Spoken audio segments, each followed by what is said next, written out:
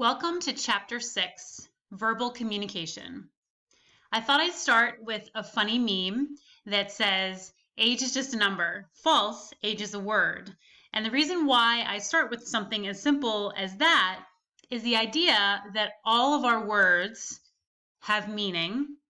All of our words are used for specific meaning. And all of our words can be misunderstood or misinterpreted, right? So that makes it really messy when we talk about verbal communication.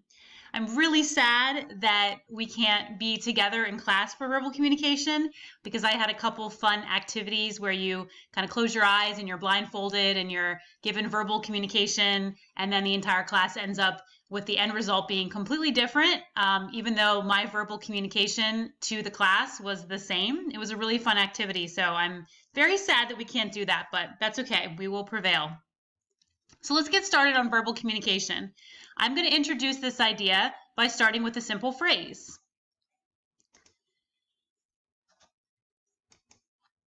Please pass the Schrijvenheft.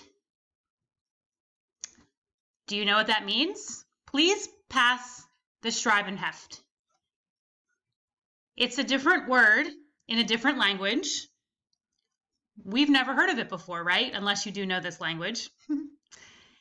It means, please pass me the notebook. So if we were in class, I would say, how many of you thought of an actual notebook, like the kind of notebook that you would have when you are sitting in a classroom? How many of you thought of maybe the movie, The Notebook, right? It could be one or it could be the other. I have no way of knowing when I say the word notebook what you are actually thinking you want passed to you. Or even more specifically, if I say pass me the Schrijvenheft, you would not know at all what I was talking about or what you were talking about. So back at the beginning of the semester, we talked about this idea called a triangle of meaning. And it was the idea that every thought, word, or symbol is all related in the idea that there's a word that is said, there's a thought that goes along with that, and then there's a thing that is the symbol of that meaning. So I think we used either in class a horse or a cat or a cow. I can't remember which one I used. I kind of alternate through those. But the idea is that if I say the word cat, you all have a thought of a cat. You understand what the CAT, the letters put together into a word or a symbol, cat.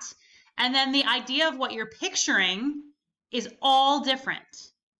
So the thing that the symbol represents is going to be the same. But the actual image, the thought that you have of creating that image, that sound, that concept is all going to be different and triggered by that specific word or that specific symbol. I'm picturing a cat that I have in my mind as I'm speaking, but you are surely picturing a different cat. You're not picturing the same cat that's in my mind. And that is how the triangle of meaning is important, because everything is related, right? The thought, the thing, and the emotion behind it, the symbol, but it's not always the same. So let's talk about how words have an impact on that. How our words work in our society and in our culture is that they can be denotative, which is a literal definition of a word. Flower is a flower. Connotative is the feelings that are created by a word. So if I were to say she really flowered into that position, it's the feeling that somebody kind of grew into or kind of flourished into a position. So denotative is the literal translation of something. A pen is a pen, a picture is a picture. Connotative are the feelings that are associated by a word. I use the word flower to mean flourish or, kind of grow into or develop into. You can also think about words that their word alone creates some sort of feeling.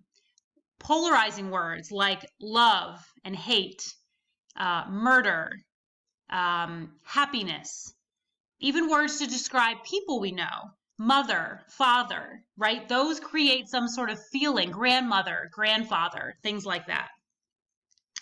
We also have words that are concrete or abstract. So we have words that absolutely are associated with a referent or a thing. We have words that when you say something like cat, it will put an image of a cat in your mind. There's abstract words as well, and those are more those generalistic words that we use that don't necessarily have an experience behind them. They don't really incite anything specific like a concrete word would, but we still use them in our language to help support sentences we say or help add meaning to the kind of concrete denotative words that we use in our language. I usually start out the beginning of this lecture showing you this next image. This was actually something that was said to me by one of my first college presidents that I worked for about 10 years ago in my very first job out of college. And he said this as part of a motivational speech that he did to the employees that he had, basically saying that when we go out on the road and represent the college that I worked for at the time, our words that we choose to use are become who we are, the words that will develop what people think about us. I wrote this out and I have it hanging on my wall in my office, and this is a picture I took of it. And you can read what it says. Your thoughts become your words, right? So think about that triangle of meaning. Your thoughts, your reverence, your things become your words. Your words become how you behave. Your words become your actions. Your actions become your habits, the things that you do over and over again. Your habits become your character, so who you are as a person. So go into a deeper level of interpersonal communication. Think about your attitudes, values, and beliefs, right? Because those make up your character. And then your character becomes your destiny. Now, the end, again, is kind of sort of an abstract word, right? Because a lot of us can define destiny how we want. But the origin of getting to your character and your destiny is the first sentence on this slide, which is your thoughts become your words, and your words become your action. So let's talk about some theory. The first theory that we talk about when it comes to verbal communication is called the symbolic interaction theory. And this theory says a couple things. It says that we as a society are bound together by a common use of symbols. And remember, symbols are our words, right? They are the alphabet letters we put together to create a word that becomes a symbol in society. When you say the word cat, that word is the symbol of a cat, right? C-A-T is the word that we use to symbolize a cat. Symbolic interaction theory also says that words, gestures, and meaning are the collection of shared meaning. So what that means is that together we have a shared set of what words mean, what gestures mean, and that what the meanings behind those things are collected and shared. So when you hear a gesture, or when you see a gesture of somebody waving very excitedly, there's a shared meaning that is somebody being very excited to see you. If somebody smiles really big and says, "I'm so glad you're here," and kind of moves their hands very boldly, that shows excitement for somebody to say, "I'm glad you're here." That is a shared meaning that you are glad that somebody has arrived at a location. That is shared in our society. We know if we see and hear those words and those gestures, we know what that means. The last piece is the common understanding of symbols that link understanding and interpersonal communication. What that sentence means is that in symbolic interaction theory, it suggests that all of these symbols, the shared meaning behind all of these symbols, all come together to form interpersonal relationships. The things that we do, the cultural understandings we have behind meanings, all come together to formulate what are the strengths and then sometimes the weaknesses, the lack thereof, of interpersonal relationships. So how words affect relationships and interpersonal communication is that words have power, right? We know that every single word that comes out of our mouth has meaning, and power. It can be used to educate somebody. It can be used to influence somebody. It can be used to manipulate somebody. It can be used to build somebody up and make them feel cared and loved. And it can break somebody down and make them feel unvalued. Words have power. They also create perception. They influence thoughts. They influence actions. They affect and reflect our culture, which we'll talk about in a few minutes, about how words absolutely are a reflection of culture. As I alluded to in number 1, make and break relationships, because the words that you choose have the power to build up your relationships or break them down. And your choices of words, your lack of words at times when they're needed. Or think about the social media context of words, because remember, absent of your words is social media. So you can't hear inflection. You can't hear what words people are putting emphasis on. You don't understand hand gestures or facial expressions. Everything is void of that in social media. You replace it in your mind of what you know from that person, but sometimes it's not always accurate. So keep that in mind as well. Lastly, on this part 1 of verbal communication are 3 very important theories that further go deeper into verbal communication. Linguistic determinism is the theory that our words reflect our thoughts and cultures and then influence our thoughts and perceptions. So what that means in verbal communication is that we absolutely develop a set of words that are kind of built and designed around the influences of our culture. So the book has a nice example of that. It talks about the fact that our words are directly impacted by the lived experiences that we have.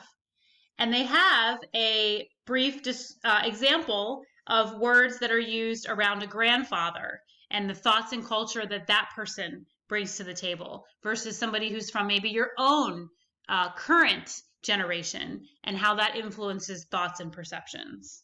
Somebody tells you something from your past, from your grandfather, is much different than a stranger that you've met off the streets, right?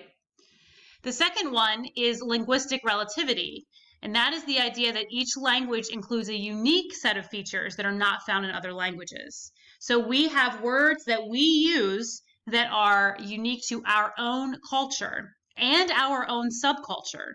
So think about words that are unique to our current American culture, the current language of English, and then think of words that people use that are not part of our culture. So think about that term I used at the beginning of class to represent a notebook, right? That's not part of our shared language.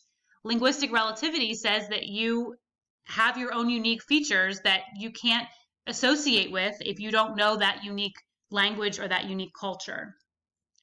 Think about subculture. Think about words that are uniquely yours in a subculture. If we were in class together, I was going to have everybody go around and say a word that is maybe unique to your own culture, something that you learned growing up. I think I've shared with you that my parents are from Pittsburgh, Pennsylvania. So I have very unique words that I was raised with, like the fact that a rubber band is called a gum band in our family. We call the vacuum a sweeper, and we call a soda, like Coke and Pepsi, we call pop, right? That's a subculture of being from Western Pennsylvania that is unique to my language that my family uses. And I can tell you, I've gotten some weird looks over the years when I ask for a gum band and people don't know what that is because they're expecting a rubber band, right?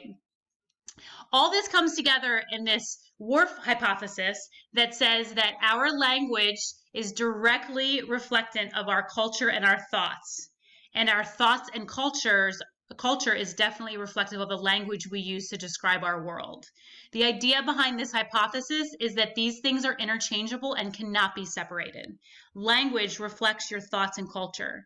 Your thoughts and culture are set by the languages that we use to describe our world. Click on the next set of slides for part 2.